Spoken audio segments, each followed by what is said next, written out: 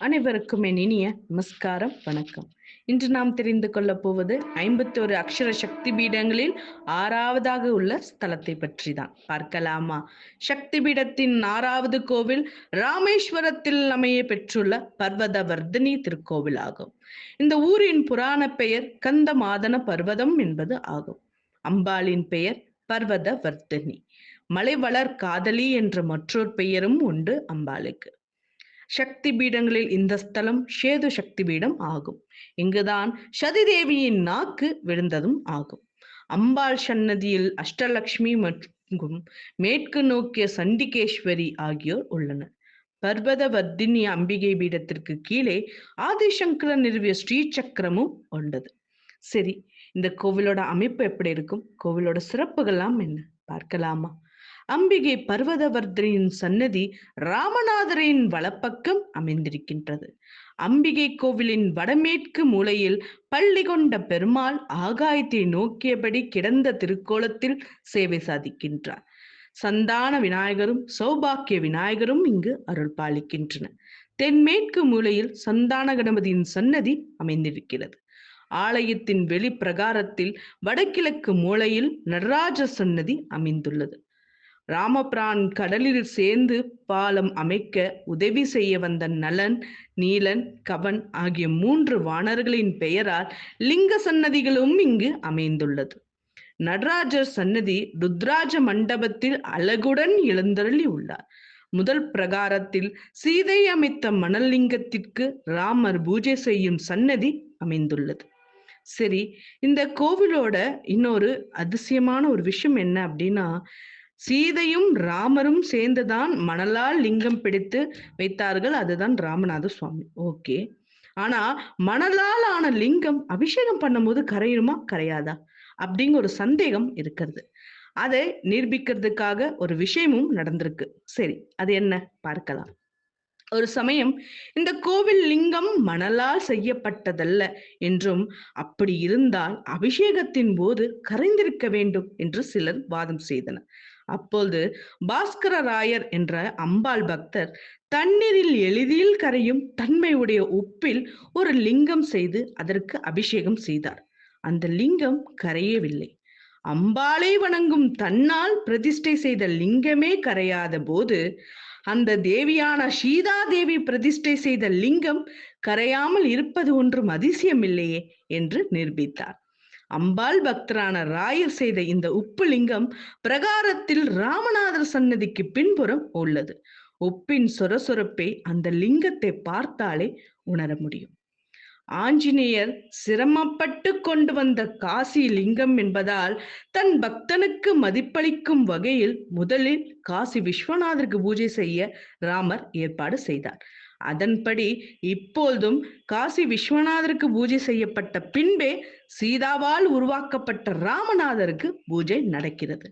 கோவிலுக்கு வருபவர்கள் காசி விஸ்வநாதரை தரிசித்த பின்பே ராமநாதரை தரிசிக்க வேண்டும் என்ற நியதியும் உண்டு. ராமர் வழிபட்ட ஸ்தலம் என்பதால் தான் ராமேஸ்வரம் என்ற ஊர் பெயரும் உண்டானது. ராமேஸ்வரம் மிகவும் தொன்மையான ஸ்தலம். ராமர் இங்கு சிவபூஜை செய்வதற்கு முன்னரே சிவ சாநித்தியம் பெற்ற ஸ்தலம் இதுவாகும். காரணம், இங்கு அம்பிகையின் அருள்வாசம் வெகு காலமாக நடந்து கொண்டிருக்கின்றது.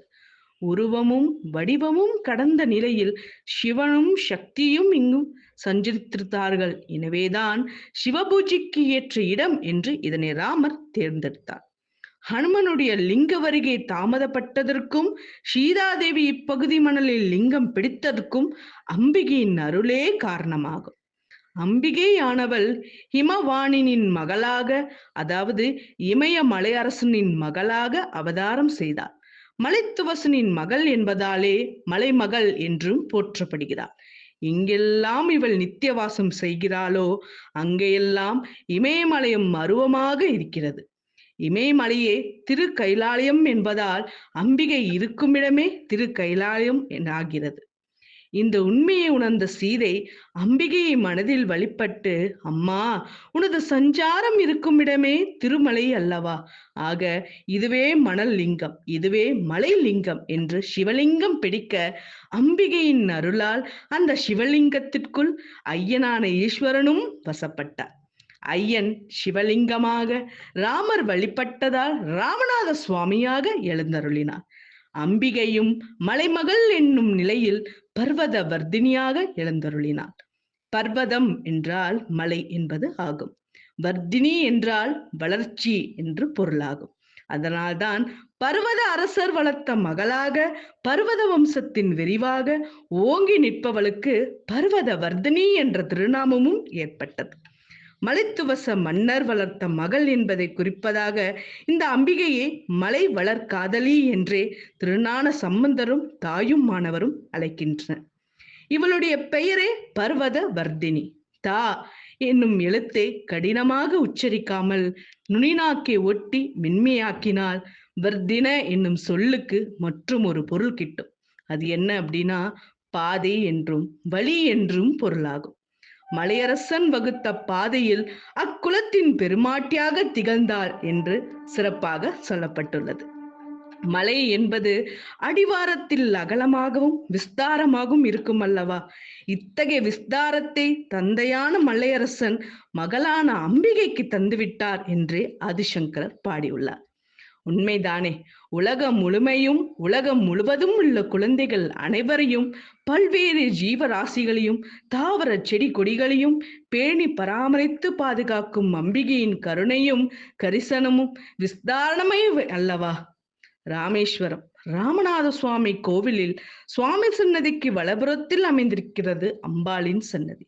நின்ற திருக்கோல நாயகியாக 4 திருக்கரங்களுடன் அம்பிகை காட்சி தருகிறார். கீழ்கரங்கள் அபயமும் வர்தமும் காட்ட, மேல் திருக்கரங்களில் தாமரை மலர்களை ஏந்திருக்கின்றாள் பர்வதவர்தினி. திருப்பாதங்களை சேர்த்து வைத்துக் கொண்டு இவள் நிற்பதை பார்த்தால், நான் இருக்கின்றேன், கவலைப்படாதே என்று கூறுவது போன்றே தோன்றுகிறது. தாமரை மலர்களை தாங்கியவள் என்பதாலோ என்னவோ, நவராத்திரி காலத்தில் தாமரை செல்வியான மகாலட்சுமி கோலத்திலும் அம்பிகை காட்சி தருவது பழக்கமாயிற்று. சரி, இப்படிப்பட்ட இந்த சிறப்பு வாய்ந்த அம்பாள் கோவில்ல ராமேஸ்வரம் கடலும் சிறப்பு வாய்ந்ததுதான். ராமேஸ்வரம் கடல் அக்னி தீர்த்தம் என்று அழைக்கப்படுகிறது. சீதையின் கற்பை நிரூபிப்பதற்காக அவளே அக்னி பிரவேசம் செய்தார் ராமர். சீதையை தொட்ட பாவம் நீங்க அக்னி பகவான் இங்கு கடலில் நீராடி தோஷம் நீங்க பெற்றார். எனவே இந்த தீர்த்தம் அக்னி தீர்த்தம் என்று அழைக்கப்படலாயிற்று. பர்வதவர்தினி அம்பாள் சன்னதி பிரகாரத்தில் சந்தான விநாயகரும் சௌபாக்கிய விநாயகர் என 2 விநாயகர்கள் அடுத்தடுத்து இருக்கின்றன. இவர்களும் சிறப்பு வாய்ந்தவர்கள் தான். ஏன்னா இவர்களுக்கு காவி உடை அணிவிக்கப்படுகிறது. விநாயகர் பிரம்மச்சாரி என்பதாலோ இவர்கள் தங்களுக்கென எதையும் வைத்துக் கொள்ளாமல் பக்தர்கள் கேட்பதையெல்லாம் கொடுத்து விடுவார்களாம். இதன் காரணமாக தான் இவர்கள் காவி உடைய அணிந்துள்ளனர். முத்துராமலிங்க சேதுபதி மன்னர் இக்கோவிலின் 3ஆம் பிரகாரத்தை மிக பெரிதாக கட்டியுள்ளார். 12 ஜோதிர்லிங்கங்களில் இந்த ஸ்தலமும் ஒன்றாகும். ஆலயம் கடலுக்கு அருகே அமைந்துள்ளது. கிழக்கு நோக்கிய பிரதான கோபுரம் 125 உயரத்தில் 9 அடுக்குகளை கொண்டிருக்கின்றது. 3 பிரகாரங்கள் அமைய பெற்றுள்ளது. 2வது பிரகாரத்தை கடந்தால் 18 அடி உயரம், 22 அடி நீளம் கொண்ட நந்தியின் சுதை சிற்பத்தை நம்மால் காண முடியும். கருவறையில் ராமர் ஸ்வாபித்த ராமநாத லிங்கம் பொலிவுற்று உண்டாகிறது. இந்த கோவில் 1212 தூண்களை கொண்ட 3ஆம் பிரகாரம் 690 அடி நீளம், 435 அடி அகலம் கொண்டதாகும். உலகிலே மிக நீளமான பிரகாரம் என்ற பெருமையை பெற்ற இப்பிரகாரம் உலக பிரசித்தி பெற்றதும் ஆகும்.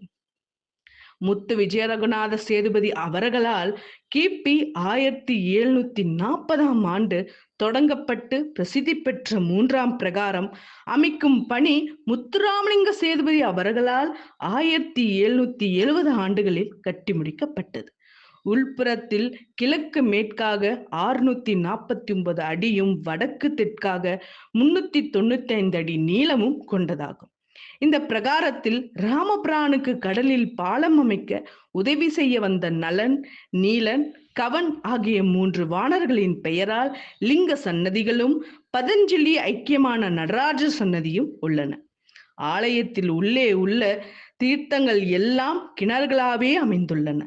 அக்னி தீர்த்தம் என்று கூறப்படும் ராமேஸ்வரம் சமுத்திர கரையில் முதலில் தீர்த்தமாடுதலை தொடங்கி பின்பு ஆலயத்தினுள்ள மற்ற தீர்த்தங்களில் நீராட வேண்டும். ஆனால் முன்காலத்தில் தனுஷ்கோடியில் நீராடி அதன் பின்பு ராமேஸ்வரம் வந்து தீர்த்தமாடும் வழக்கம் இருந்தது.